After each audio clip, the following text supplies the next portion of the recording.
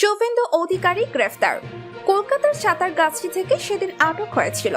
এটা মমতা ও বাংলাদেশ বিতর্কিত বক্তব্যের শাস্তি ছিল বলে মনে করেন অনেকে।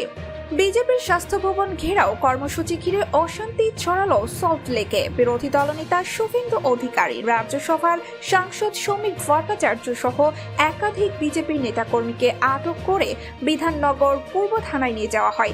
এদিকে থানার বাইরে বিক্ষোভে ছড়িয়ে পড়েন দলীয় নেতাকর্মীরা। শুভেন্দু অধিকারী সোশ্যাল মিডিয়ায় রাজ্য পুলিশ এই সম্পর্কিত একটি পোস্ট করে। গত মঙ্গলবার সোশ্যাল মিডিয়ায় এই দাবি করেন রাজ্যের বিরোধী দলনেতা শুভেন্দু অধিকারী। সেখানে বলা হয়, আমাদের লোকেরা নিখোঁজ নবান্ন অভিযানে লাশ ফেলে দেওয়ার ছক। যদিও পশ্চিমবঙ্গ পুলিশের তরফে স্পষ্ট জানানো হয়েছে, শান্তি রক্ষা এবং সাধারণ মানুষের নিরাপত্তার জন্য গ্রেফতার করা হয়েছে 4 জনকে। এই ঘটনাকে কেন্দ্র করে রাজনৈতিক টানাপোড়েন তৈরি হয়েছে।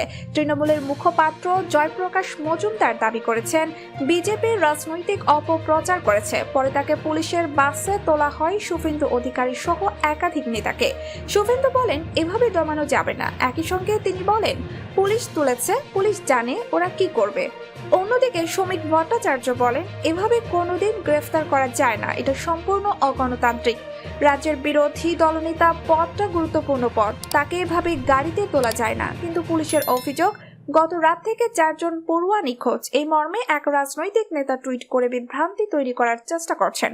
সত্যিটা হলো, কেউ নিখোঁজ নন। এই 4 জন আজকের নবান্ন অভিযানে ব্যাপক হিংসা ছড়ানোর পরিকল্পনা করছিলেন বলে আমাদের কাছে নির্দিষ্ট এবং অকাট্য তথ্য প্রমাণ রয়েছে। খুন এবং খুনের চেষ্টার চক্রান্ত করছিলেন ওরা। শান্তি রক্ষার স্বার্থে, সাধারণ মানুষের নিরাপত্তার স্বার্থে ওদের গ্রেফতার করা হয়েছে এবং তাদের পরিবারের সদস্যদের তা জানিয়েও দেওয়া হয়েছে।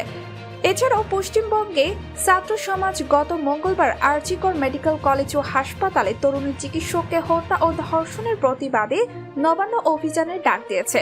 কোনো সংগঠন নয়, সমাজের প্রতিনিধি হিসাবে তারা এই অভিযান করছে বলে দাবি করা হয়েছে তাদের পক্ষ থেকে।